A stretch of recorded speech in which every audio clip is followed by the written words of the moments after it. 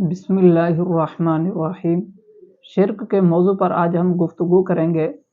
शिर्क का लफ्ज़ी माना है किसी को हिस्सेदार बनाना या किसी को शरीक करना किसी चीज़ में, और इसकी इस्तिलाही तारीफ़ अल्लामा सादुद्दीन तफ्ताज़ानी रहमतुल्लाह अलैह ने शरह अक़ीद नस्फिया में की है। और ये वो किताब है शरह अक़ीद नस्फिया जो हमारे अहले सुन्नत बरेलवी मसलक में भी दर्स निज़ामी में पढ़ाई जाती है, और यही किताब मुखालिफ मसलक में भी दर्स निज़ामी में पढ़ाई जाती है। यहाँ पर इन्होंने शिर्क की जो तारीफ़ की है कि शिर्क क्या होता है, उसकी हम इबारत के बाद उसका तर्जमा पेश करते हैं। इबारत है, अल इशराकु हुवल इस्बातु शरीकी फिल उलूहियति बिमाना वुजूबिल वजूदी कमालिल मजूसी औ बिमाना इस्तिहकाकिल इबादती कमा लिअबदतिल असनाम, यानी मजूसियों की तरह किसी को वाजिबुल वजूद जानकर उलूहियत में शरीक करना, या बुत परस्तों की तरह किसी को इबादत का हकदार समझना, ये शिर्क करना कहलाता है।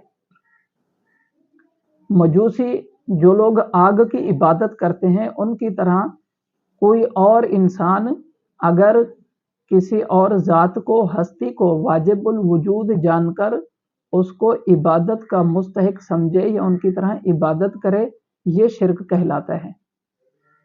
अल्लामा सादुद्दीन तफ्ताज़ानी रहमतुल्लाह अलैह की इबारत पर गौर करने से मालूम होता है कि शिर्क की तीन सूरतें, अक़साम तो आगे हम जिक्र करेंगे, तीन सूरतें पहले हैं। नंबर एक, गैर खुदा को वाजिबुल वजूद मानना, अल्लाह के अलावा किसी और को वाजिबुल वजूद मानना। वाजिबुल वजूद का माना यह है जिसका होना ज़रूरी हो और ना होना मुहाल हो। मुहाल यानी नामुमकिन हो, अगरचे उसको इबादत के लायक ना समझे तब भी ये शिर्क है। दूसरी सूरत है गैर खुदा को इबादत का मुस्तहिक समझना। गैर खुदा को इबादत का मुस्तहिक समझना, अगरचे वाजिबुल वजूद होने का अकीदा ना रखे तब भी ये शिर्क है। तीसरी सूरत है गैर खुदा को वाजिबुल वजूद भी माने और उसे इबादत का मुस्तहिक भी समझे। इन तीन सूरतों में से कोई एक भी सूरत पाई गई तो शिर्क पाया जाएगा। अगर इनमें से कोई एक भी सूरत ना पाई जाए तो इसी सूरत में शिर्क के अलावा कुछ और होगा, वो शिर्क नहीं होगा। अब हम शिर्क की अक़साम बयान करते हैं। बुनियादी तौर पर शिर्क की दो किस्में हैं, जिन्हें शिर्क खफ़ी और शिर्क जली कहा जाता है। इन्हीं को शिर्क जली और शिर्क खफ़ी को शिर्क अकबर और शिर्क असगर भी कहा जाता है। इसकी वजाहत तो बहुत है, मुख्तसर ये कि शिर्क जली उस शिर्क को कहते हैं, शिर्क अकबर को, जो खुल्लम खुल्ला बुतों की इबादत की जाए या अल्लाह के अलावा किसी और की इबादत की जाए, इसको शिर्क जली कहते हैं। दूसरी किस्म जो है वो शिर्क खफ़ी की। शिर्क खफ़ी रियाकारी करने को कहते हैं, और रियाकारी करना भी शिर्क असगर कहलाता है। एक शिर्क अकबर, एक शिर्क असगर, ये दो अक़साम है। शिर्क की हमने अक़साम जिक्र कर दी है, और पहले जो तीन सूरतें थी कि आया कौन कौन सी बातें, कौन कौन सी चीज़ें शिर्क होगी, कब शिर्क होगा, कब नहीं होगा, वो जिक्र की तीन सूरतें। फिर उसके बाद शिर्क की अक़साम जिक्र की, दो अक़साम है, शिर्क खफ़ी और शिर्क जली। अब इसके बाद इसकी और सूरतें हैं जो शिर्क की सूरतें हैं। शिर्क की सूरतों पर गौर करने से पता चलता है कि शिर्क में बुनियादी तौर पर मुसावात और अल्लाह की बराबरी करने पर है, और इस बराबरी करने की चंद सूरतें हैं, वो अभी हम जिक्र करते हैं। एक सूरत है ज़ात में बराबरी, दूसरी सूरत है अस्मा, फिर है तीसरी अफ़आल, चौथी है अहकाम, पांचवी है इबादत, और छठी है सिफात में बराबरी। ये तमाम चीज़ें सिफात, अफ़आल, अहकाम, अस्मा, इबादत में बराबरी, ज़ात में बराबरी, ये शिर्क हैं। अब इनकी वजाहत, ज़ात में बराबरी कैसे होगी, अहकाम में बराबरी कैसे, सिफात में बराबरी कैसे, इबादत में बराबरी कैसे, अफ़आल में, अस्मा में, इन सब चीज़ों का अभी हम तफसील से जिक्र करेंगे। ज़ात में बराबरी اللہ پاک کی ذات میں برابری سے مراد یہ ہے کہ اللہ پاک کے سوا کسی اور کو خدا یا خدا جیسا مانا جائے، اسے شرک فی ذات کہتے ہیں، حالانکہ اللہ پاک ایک ہے اور اس کا کوئی شریک نہیں۔ پھر ہے اسماء میں برابری، اللہ پاک کے خاص اسماء میں اس کا کوئی شریک نہیں، اپنی ذات اور صفات کی طرح وہ اپنے اسماء میں بالکل اکیلا ہے۔ اللہ پاک کے خاص اسماء یعنی ناموں میں کسی مخلوق کو شریک کرنا شرک فی الاسماء کہلاتا ہے، جیسے کسی اور کو اللہ کہنا۔ پھر ہے افعال میں برابری، جو افعال یعنی کام اللہ پاک کے ساتھ ہیں ان میں کسی دوسرے کو شریک ٹھہرانا شرک فی الافعال کہلاتا ہے، جیسے نبوت اور رسالت عطا فرمانا اللہ پاک کا یہ مبارک فعل ہے۔ رسالت اللہ پاک عطا فرماتا ہے، نبوت اللہ پاک عطا فرماتا ہے، یہ افعال یہ اللہ تعالیٰ کے ساتھ خاص ہیں۔ یہ افعال اگر کوئی اللہ کے علاوہ کسی اور کے لیے مانے تو یہ بھی شرک ہوگا اور اس کو شرک فی الافعال کہا جائے گا۔ پھر ہے احکام میں برابری، اللہ پاک کے احکام میں کسی دوسرے کو شریک جاننا یا غیر اللہ کے حکم کو اللہ پاک کے حکم کے برابر قرار دینا شرک فی الاحکام کہلاتا ہے۔ پھر ہے عبادات میں برابری، عبادت صرف اور صرف اللہ پاک ہی کے لیے ہے، اللہ پاک کی عبادت میں کسی کو شریک جاننا یا کسی دوسرے کو عبادت کا حقدار جاننا یہ بھی شرک ہے اور اس کو شرک فی العبادت کہتے ہیں۔ جیسے مشرکین مکہ نے خانہ کعبہ میں 360 بت رکھے ہوئے تھے جن کی پوجا کی جاتی تھی۔ پھر ہے صفات میں برابری، اللہ پاک کی کسی صفات میں مخلوق کو شریک کرنا یا اللہ پاک کی صفات کی طرح کسی اور میں ویسی ہی صفات ماننا شرک فی صفات کہلاتا ہے۔ جیسے اللہ پاک کی صفات قدیم ہونا ہے، مثال کے طور پر جیسے اللہ پاک کی صفت ہے قدیم ہونا، یعنی وہ ہمیشہ سے ہے، ہمیشہ رہے گا۔ اب کسی مخلوق کے بارے میں یہ کہنا کہ وہ ہمیشہ سے ہے، ہمیشہ رہے گا، یہ صفات میں شرک کی مثال ہے۔ ایک بات خوب یاد رہے کہ صفات میں شرک اسی وقت ہوگا جب کہ جیسی صفت اللہ پاک کی ہے ویسی ہی صفت کسی اور میں تسلیم کی جائے۔ شرک فی صفات کا اہم مسئلہ جو ہے وہ یاد رکھنے کا ہے۔ لوگوں کو مغالطہ زیادہ تر اسی میں ہوتا ہے۔ مغالطہ کہاں پر ہوتا ہے؟ شرک فی صفات میں۔ اس کو سمجھیں اور یاد رکھیں۔ صفات میں شرک اسی وقت ہوگا جب کہ جیسی صفت اللہ پاک کی ہے ویسی ہی صفت کسی اور میں تسلیم کی جائے۔ جیسے کہ شاہ ولی اللہ محدث دہلوی رحمۃ اللہ علیہ فرماتے ہیں کہ جو صفات اللہ پاک کے ساتھ خاص ہیں ان میں سے کوئی شے کسی غیر اللہ کے لیے ثابت کرنا شرک ہے۔ اللہ پاک کی وہ صفات جو اسی کے ساتھ خاص ہیں، جیسے علم ذاتی، ازلی، ابدی اور قدیم ہونا، یہ اللہ پاک کے ذاتی صفات ہیں، ان میں کسی اور کو مانا تو وہ شرک فی صفات ہوگا۔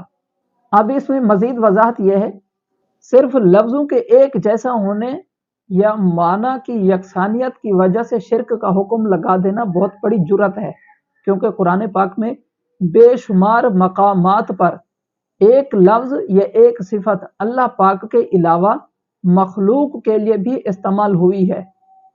جو لفظ جو اللہ کے لیے استعمال ہوا وہی لفظ مخلوق کے لیے استعمال ہوا۔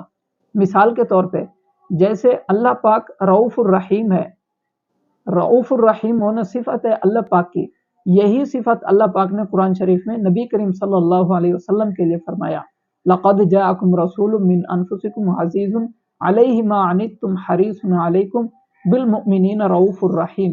یہاں پر یہ صفت نبی پاک صلی اللہ علیہ وسلم کی ہے۔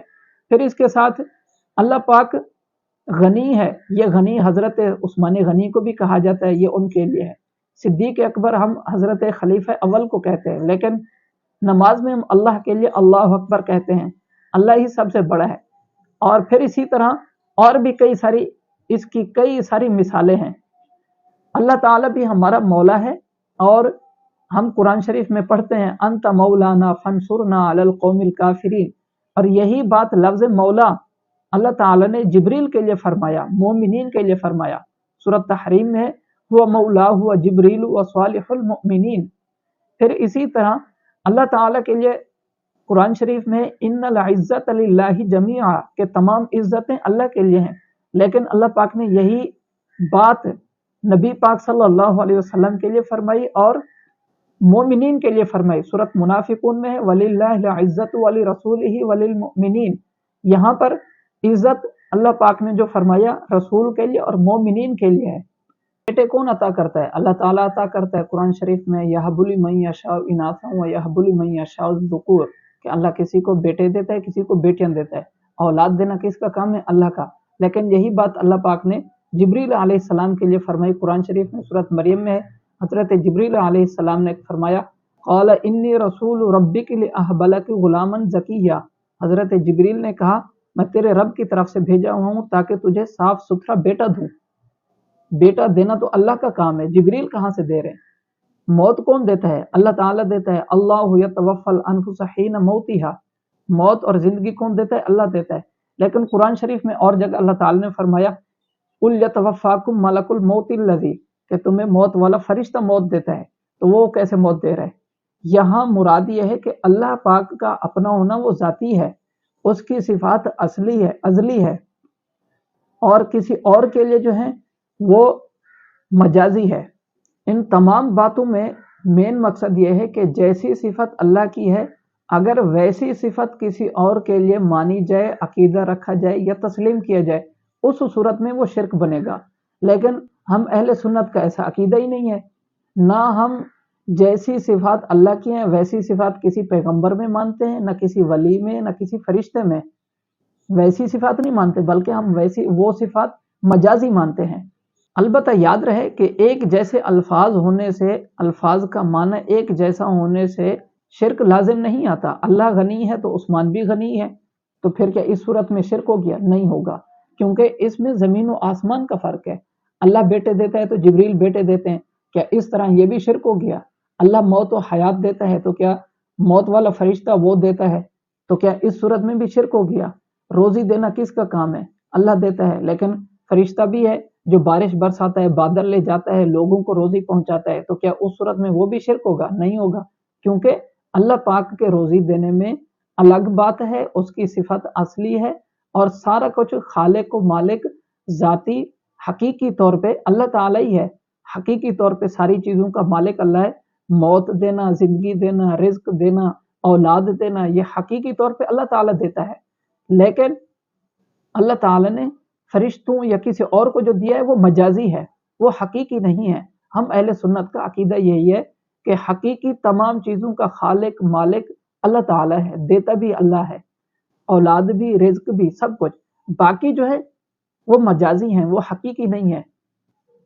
اور آخر میں ایک اہم بات کہ اللہ تعالیٰ کی جتنی صفات ہیں وہ اللہ تعالیٰ کی ذاتی صفات ہیں، اور باقی کسی اور کی صفات ہیں تو وہ ذاتی نہیں، وہ بعد میں ختم ہو جائیں گی۔ اللہ تعالیٰ کی صفات قدیم ہے جبکہ دوسروں کی حادث ہے۔ اللہ تعالیٰ کی جو صفات ہیں ان کی نہ ابتدا ہے نہ انتہا ہے، جبکہ مخلوق چاہے وہ فرشتے مخلوق ہوں یا انسانوں میں ولی نبی کوئی اور مخلوق ہو، ان کی صفات جو ہیں وہ جو بھی صفت ہے وہ صفات ان کی ابتدا بھی ہے، ان کی صفت کی انتہا بھی ہے۔ اللہ تعالیٰ کی صفات کو فنا نہیں، وہ کبھی فنا نہیں ہوں گی، جبکہ مخلوق کی جو صفات ہیں وہ ان کو فنا ہے۔ ان تمام باتوں سے معلوم ہوا کہ اتنا بڑا فرق ہے اللہ کی صفات میں اور مخلوق کی صفات میں۔ اتنے بڑے فرق کے باوجود پھر کوئی کہے کہ یہ شرک ہو گیا، تو شرک کیسے ہوگا؟ اللہ تعالیٰ کی صفات علم اس کا ذاتی ہے، باقی مخلوق کا ذاتی نہیں بلکہ عطائی ہے۔ اللہ تعالیٰ کی ذات قدیم ہے، باقی مخلوق قدیم نہیں بلکہ حادث ہے۔ باقی جو بھی چیزیں ہم نے ذکر کر دی ہیں پہلے، بیٹا دینا، اولاد دینا، رزق دینا، روزی دینا، یہ ساری چیزیں یہ جو ذکر کی ہیں، اللہ پاک نے نبی کریم صلی اللہ علیہ وسلم کو علم عطا فرمایا۔ اس پر بھی ہمارا یہی موقف ہے کہ اللہ پاک نے نبی پاک کو دیا، نبی پاک کے پاس جو علم ہے हम चाहे उसको इल्म गैब कहें या कुछ भी, वो नबी पाक को अताई इल्म है, नबी पाक का ज़ाती नहीं है। हम अहले सुन्नत का तो ये अकीदा है। बहरहाल इस मौजू पर हमने तफसील से ज़िक्र कर दी है, तफसील ज़िक्र कर दी है, फिर भी अगर कोई ऐसा सवाल जो आपके ज़हन में है जो हमने ज़िक्र न किया हो, वो आप बाद में पर्सनल में पूछ सकते हैं। जज़ाकल्लाह।